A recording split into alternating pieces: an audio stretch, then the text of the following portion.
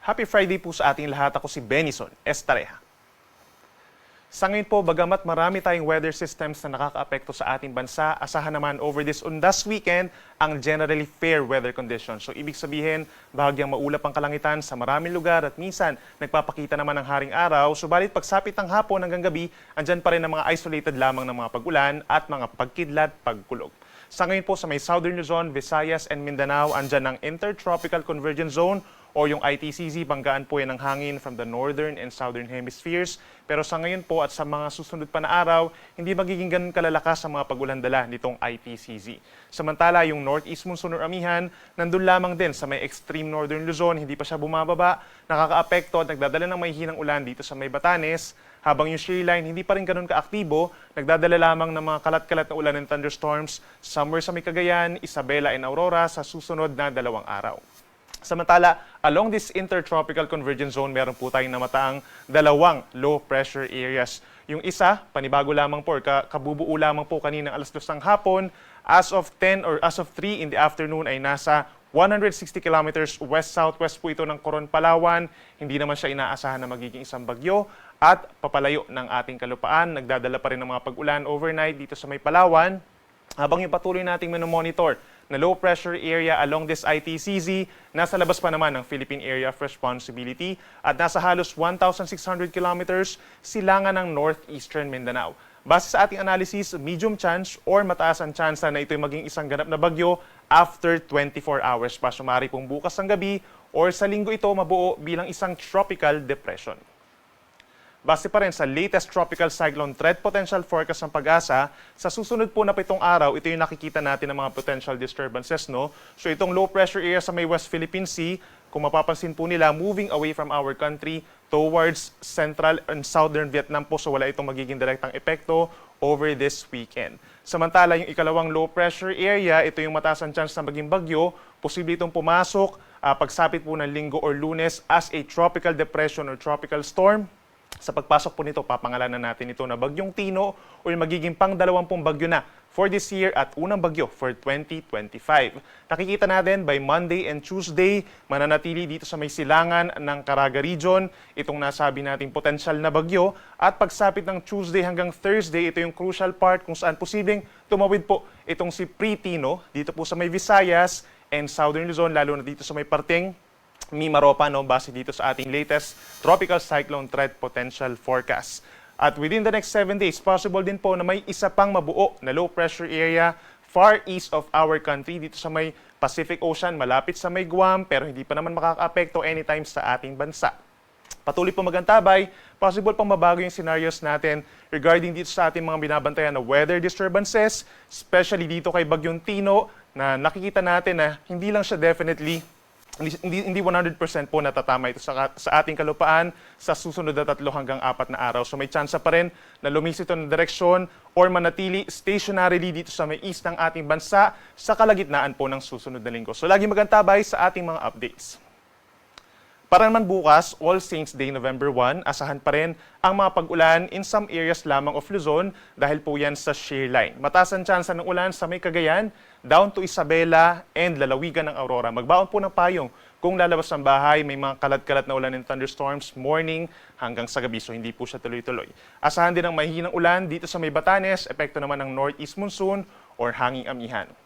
Habang natitirang bahagi po ng Luzon, kabilang ang Metro Manila, aasahan naman yung bahagyang maulap at minsan maulap na kalangitan. So halos katulad the weather conditions as today, October 31, at sasamahan pa rin po yan ng minsang maulap na kalangitan at mga pulu-pulo lamang ng mga pag-ulan at pagkidlat pagkulog. At the same time, by tomorrow, mainit at maalinsangan sa maraming lugar sa Luzon. For Metro Manila, 32 degrees Celsius. Sa may Lawag, Ilocos Norte hanggang 34 degrees po, no? Habang dito naman sa may Tagaytay hanggang 29 degrees lamang. At pinakamalamig pa rin sa may Cordillera Region, sa may Baguio City, 17 to 25 degrees Celsius. Sa ating mga kababayan po dito sa Palawan, dahil dun sa low pressure area, madaling araw hanggang umaga asahan yung maulap na kalangitan at meron ding kalat-kalat na ulan sa Palawan na eventually mababawasan po pagsapit ng tanghali hanggang sa gabi. Habang dito naman sa Visayas, asahan by tomorrow ang fair weather conditions. Partly cloudy to cloudy skies po tayo umaga hanggang gabi at mas mataas ang tsansa ng mga pag-ulan at mga localized thunderstorms. Pagsapit po ng hapon hanggang gabi, lalo na dito sa may northern Samar and eastern Samar. Ang temperature natin sa may Cebu City hanggang 32 degrees, Puerto Princesa hanggang 30 degrees Celsius. At sa ating mga kababayan po sa Mindanao, magiging fair din po ang ating panahon. No? So ibig sabihin nga, bahagyang maulap in general ang ating kalangitan umaga hanggang hapon. May mga lugar, lalo na sa mga kabundukan po na nagkakaroon ng mga kaulapan at sasamahan din niya ng mga isolated na ulan lamang. Dito sa may Zamboanga City hanggang 32 degrees sa tanghali, habang sa may Davao City hanggang 31 degrees Celsius. So sa mga nagtatanong po, no, kung kailan nga ba best na pumunta sa mga sementeryo para sa mga namayapa nating kamag-anak, asahan po natin sa umaga yung best weather conditions. No? Pero pagsapit ng tanghali, mas kakaunti yung tao dahil nga mas mainit at maalinsangan ng panahon. So make sure na meron dalang pananggalang sa init. Sa dakong hapon hanggang sa gabi, best din naman in terms of temperature, hindi ganun kainitan, pero magdala ng payong para sa mga localized thunderstorms. Para naman po sa lagay ng ating karagatan, over this weekend, we're not seeing po na magtataas tayo ng gale warning or yung mga possible sea travel suspensions, information sa ating mga kababayan na naglalayag at uuwi sa kanilang mga probinsya. No? Pero pagsapit dito sa may Northern Luzon, dahil po medyo nandun pa sa may extreme Northern Luzon, sa may Batanes yung amihan natin, medyo maalon pa rin ang karagatan. 1.5 hanggang possible 3 meters kapag malalakas ang mga pag-ulan. Habang dito naman sa may West Philippine Sea, dito sa may Philippine Sea or Pacific Ocean, 1 metro ang maximum wave height.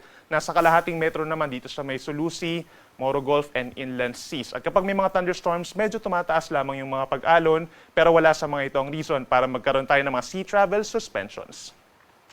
At para naman sa lagay ng ating panahon pa sa susunod na 3 araw, over Sunday, that's All Souls Day, halos katulad pa rin na weather conditions as November 1 yung ma-experience ang ating mga kababayan po dito sa Luzon. So for Cagayan Valley, Aurora, itong mga nearby areas sa may Cordillera region such as Apayao and Kalinga, maulap pa rin ng kalangitan, may mga kalat-kalat na ulan and thunderstorms dahil pa rin po yan sa shear line o yung banggaan ng mainit at malamig na hangin. Ang natitirang bahagi ng Luzon, that includes Metro Manila, ganun pa rin, fair weather conditions or partly cloudy to cloudy at may chance pa rin ng mga isolated thunderstorms. Pagsapit po ng Lunes at Martes, yan yung time kung saan lumalapit nga po, no, nasa loob na ng ating area of responsibility itong si Pretty, no, at mataas ang tsansa ng mga pag-ulan, lalo na sa may Bicol region dahil dun sa trough nitong bagyo pagsapit po ng Lunes, and then malaking bahagi pa ng Mimaropa magkakaroon din ng mga pag-ulan, Calabarzon, Metro Manila, Central Luzon, ito rin po sa may Cagayan Valley and Cordillera region dahil naman dun sa shear line. At aasahan naman yung mga mahihinang pag-ulan over Ilocos region. Lunes po yan, no, magbaon ng payong kung kayo babalik po sa kanilang mga trabaho at maging sa eskwela. At pagsapit ng Tuesday, maraming lugar pa rin po magkakaroon ng mga pag-ulan dahil na dun pa rin sa may silangan ng bansa itong weather disturbance na potential na bagyo. No? Pinakamalakas pa rin ang tsansa ng ulan dito sa may Bicol region, Calabarzon, and Metro Manila, mga light to moderate with at times heavy rains, lalo na po sa dakong hapon ng Martes, habang dito naman sa may Aurora, Cagayan Valley, and some portions of Cordillera region, mataas din po ang tsansa ng mga pag-ulan dahil pa rin sa shear line. Mag-ingat pa rin sa banta ng mga pagbaha at paghuhupo ng lupa at lagi magantabay sa ating mga advisories and heavy rainfall warnings.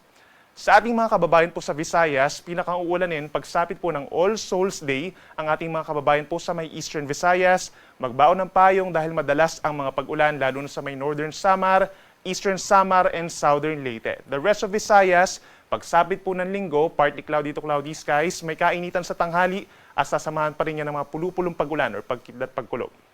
Pagsapit po ng Lunes at Martes, yan po yung time kung saan lumalapit nga dito sa may Samar Island itong potential po na bagyo. No? So mataas ang tsansa ng mga pag-ulan, pinakamalalakas dito pa rin sa may Eastern Visayas kung saan pinakamalapit ang bagyo. So heavy to intense rains possible po by Monday and Tuesday, mataas ang tsansa na magkakaroon tayo ng mga heavy rainfall warnings.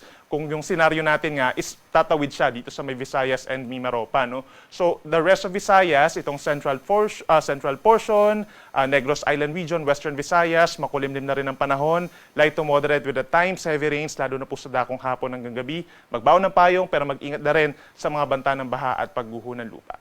Habang dito naman sa parting Mindanao, pagsapit po ng Linggo, pinakamagkakaroon ng mga pag-ulan itong pinakamalapit nga sa bagyo na Surigao del Norte, Dinagat Islands, Surigao del Sur, and Davao Oriental dahil po yan doon sa trough nitong paparating na bagyo. Then the rest of Mindanao, partly cloudy to cloudy. So may mga chance pa po na makakadalaw pa po kayo sa inyong mga mahal na mayapang mahal sa buhay sa mga sementeryo, no?